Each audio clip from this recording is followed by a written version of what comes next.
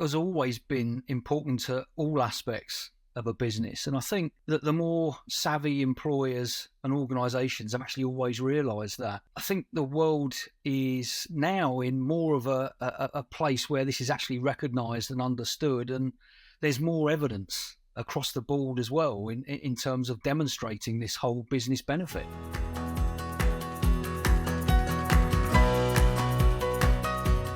Well, getting our strategy into practice across all levels of a business is very much about ensuring that you know your business, that you know your people, and you can empathise with their place in the world.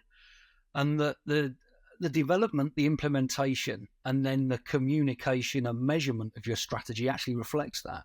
So the key is really in the planning and consultation stage, and making sure that every aspect of an organisation, no matter how big or small, how little or large the risk appears to be or is considered to be, that it's all at the right scale and relevance, and that you're being realistic in your plans, of course. But it's also essential to consider the whole ecosystem around you and give yourself a chance to influence them and bring others on the journey, such as the supply chain, for example. And I think that every level of business needs to be reflected in a strategy and then play its part.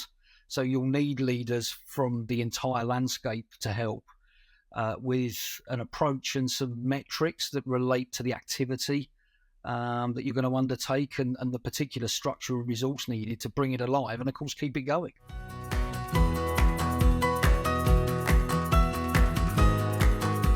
Well, I mean, it is important for organisations to have IOSH embedded in culture, because it's essential, actually, when you consider the benefits that come with getting it right in terms of IOSH as an enabler, not a disenabler. You clearly end up with a much better chance to get a happy workforce who are actually at their best. You'll get better quality outputs, longevity, and so on. So, it has to be sustainable. So it's important to think about what this looks like in your organisation and the strategy that you would need to put in place to support your people and bring them with you. And of course, what metrics you actually need in place to help drive it forward and demonstrate both success and areas for ongoing improvement. Because I think, the old sort of fashion flashing the pan type approach to tick a box or get a particular initiative over the line, that's just not good enough. So embedding IOSH into your DNA, as it's often described now, is really important. And people won't remain engaged or faithful to the leadership otherwise. And if you want their support, and you do need their support, doing the right thing because they want to, not because they have to, is definitely the way forward. And your culture, of course, and these basic sort of IOSH fundamentals are really essential for building any business and helping it be sustained and thriving. So you've got to get it into your strategy.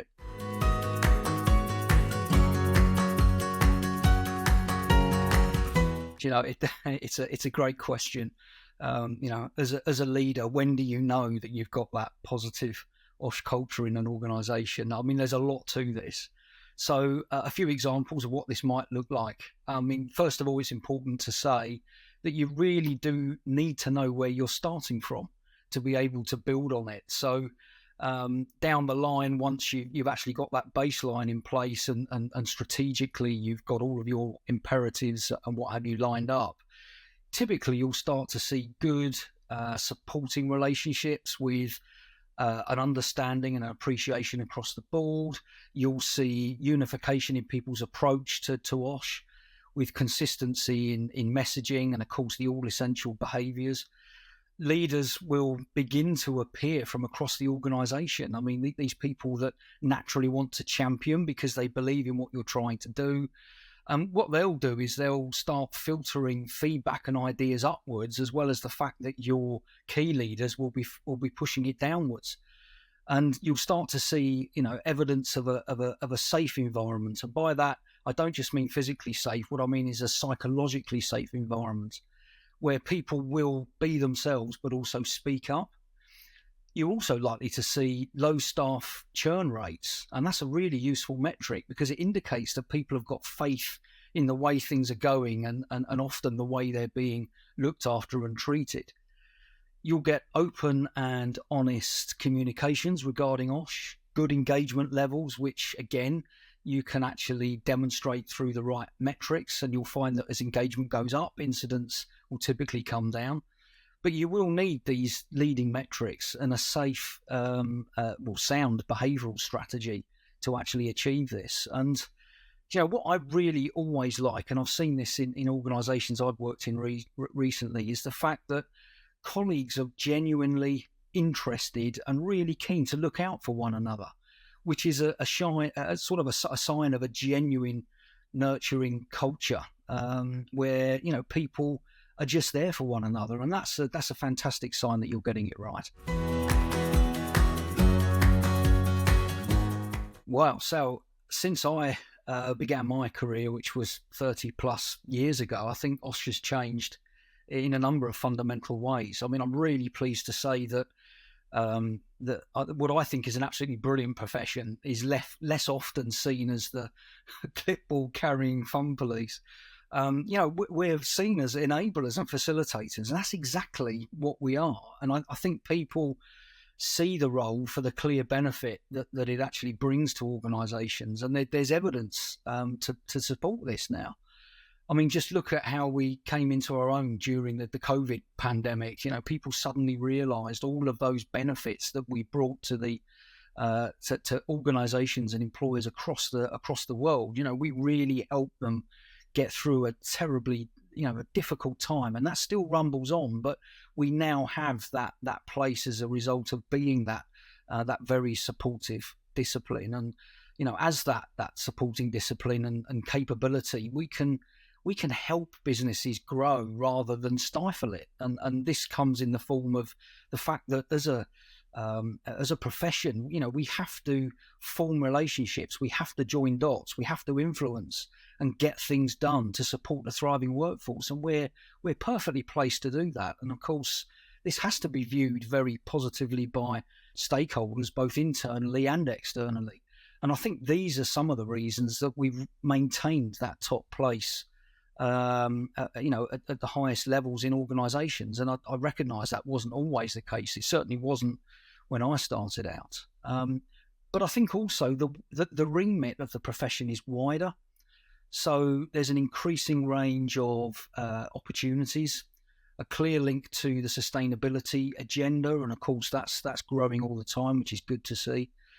And I think there's more required in terms of leadership and management capabilities. And that really appeals to people, because if you want to influence across the board, you've got to have that skill set in order to do it. And I'm really pleased to say there's more in terms of diversity within the profession, and the opportunities therefore to help us really make our mark.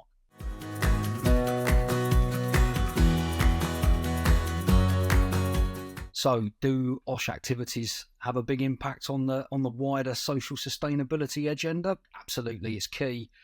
The one consistent that I've always preached in my career is that this job is about people, plain and simple. It was never about getting things signed in triplicate, endless processes that weren't in balance with risk and everything else. It's always been about keeping people safe and healthy, and therefore the basics of good management driven by good leadership. And these are key aspects of social sustainability, because it's keeping people in that safe and healthy space going into the future to help organisations do what they do. And people, really should remember that organisations actually get their personality, their difference. What is it that's different about us to the people next door?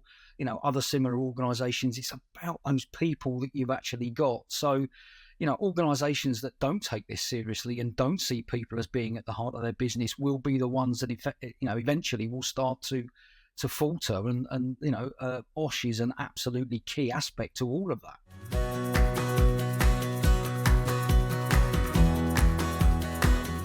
I think there are slightly different expectations of OSH professionals today versus when I started, and that's very much around the skill sets surrounding management and leadership, but also that knowledge and understanding of the wider sustainability piece and the importance of influencing at all levels. There's definitely a wider health remit, and of course a link to the environment agenda, which is interesting because I watched that start to develop when I entered into my career back in the early 90s, where the environment track and the health and safety track was seen very much as two particular areas to focus on. But over time, those have come together closer and closer because there's so many win-wins and so many overlaps, that there's just lots of benefits for health and safety professionals having that environmental awareness and vice versa. But I think there's also an increased need for OSH professionals to have that general business awareness as well. Because again, if you want to influence your organization and help them do the right thing, you need to understand the motivators and the drivers and be able to speak a language where others can empathize what it is that you're trying to achieve as an individual. And those things have definitely come into their own, I think, in the last 30 years.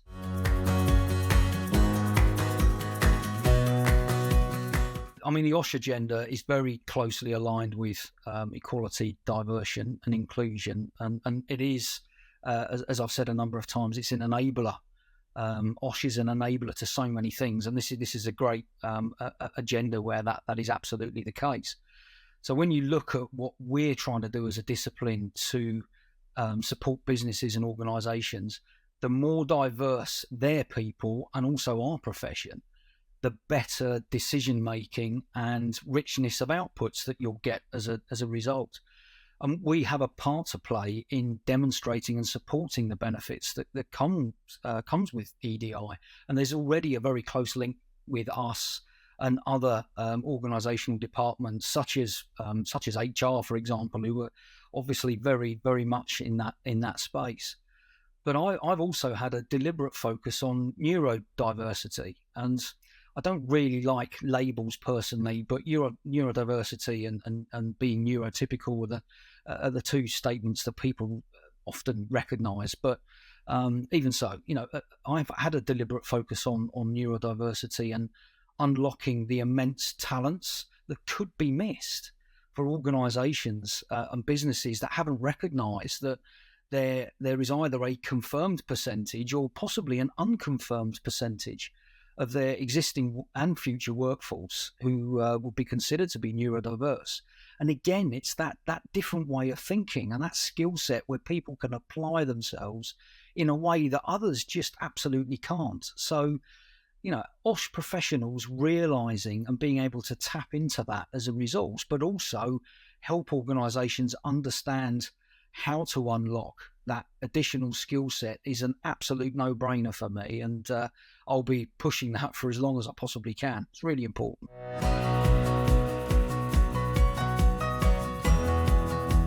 I think there are more women in OSH roles today, and I'm really pleased to actually see that. I can, think back in times of my career where this sort of wasn't the case, but now you get many more women who come in as a first career choice, which is fantastic. Also, perhaps as a career change, later on in their lives as well. Either way, that helps us because diversity does lead to better decision making. A balance in terms of the view of the world, and I think we absolutely need that.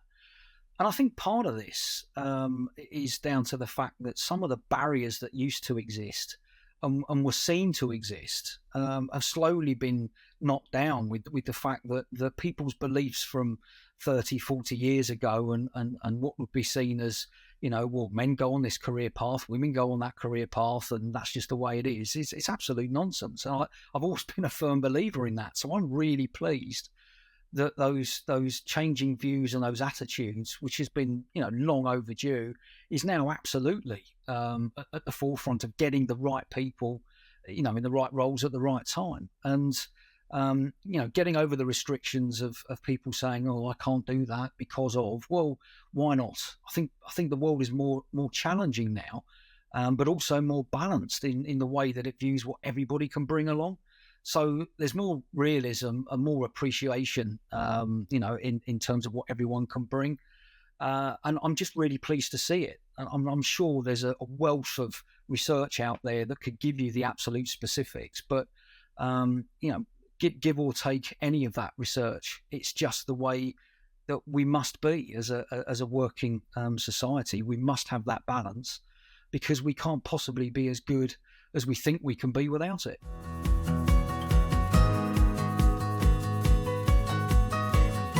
So, have OSH strategies focused more on mental health and neurodiversity since COVID? I don't think necessarily since COVID specifically. I mean, I can think back to the realization of the essentials behind certainly mental health that were actually coming about in UK industry 10, 15 years ago. And that obviously predates COVID, but I think COVID has also reinforced the benefits that come with that different way of thinking. So mental health, starting with that one, I mean, that's been subject to much more in the forefront of organisations' minds, as I say, for much more than a decade, maybe even up to 20 years for some of the really forward-thinking organisations. But I think more recent times have brought it more and more into the spotlight for a number of reasons. I mean, there's more statistics out there that are related to mental health.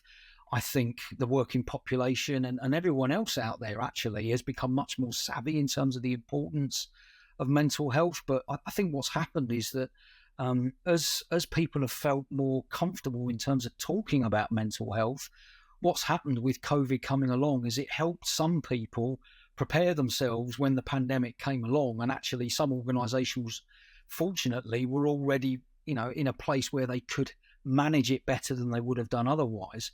And for those who weren't, I think what COVID's done is actually cemented the agenda.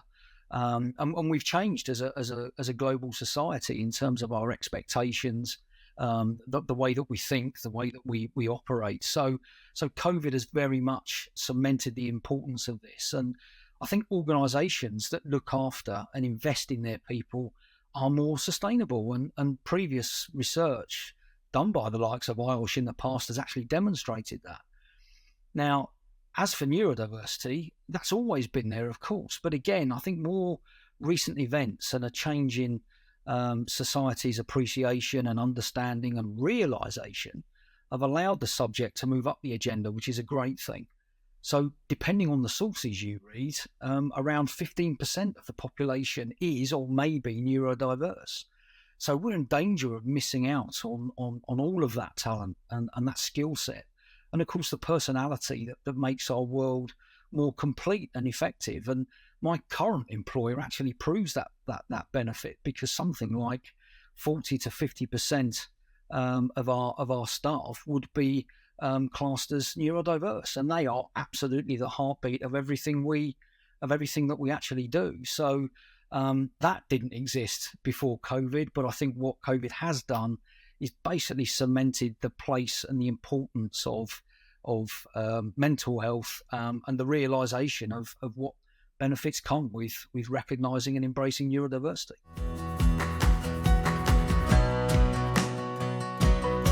Well, someone starting out in OSH can expect quite a different career path and set of opportunities, I think, in more recent years. And I get really excited about this one because I love telling people just how varied our profession actually is, not just in terms of the sort of technical knowledge, but I'm thinking about those opportunities.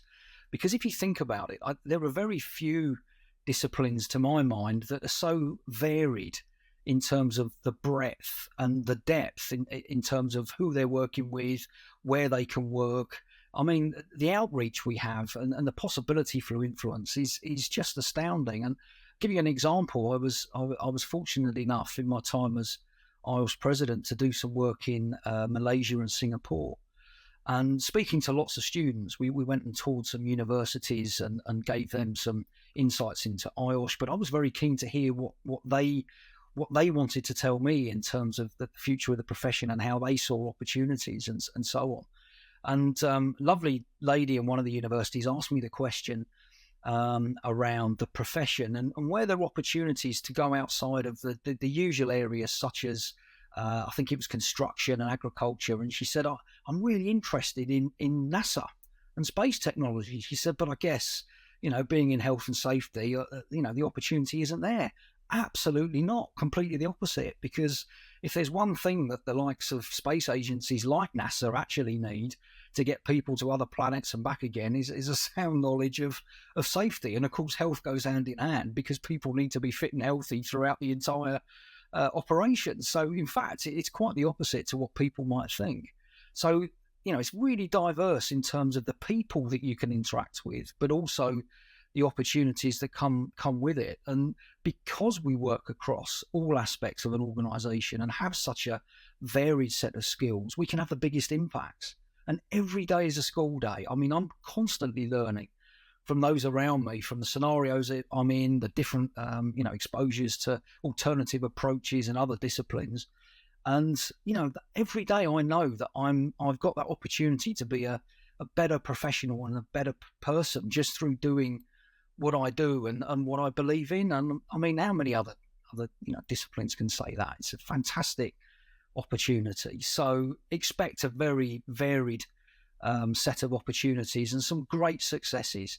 Every day the decisions you make as an OSH professional genuinely could have made sure that somebody goes home fitter and healthier than they were the day before, or even just affording people an opportunity to go home to their families and do what they need to be doing because of the decisions you've helped a business make. For me, it's gold. It's absolutely gold.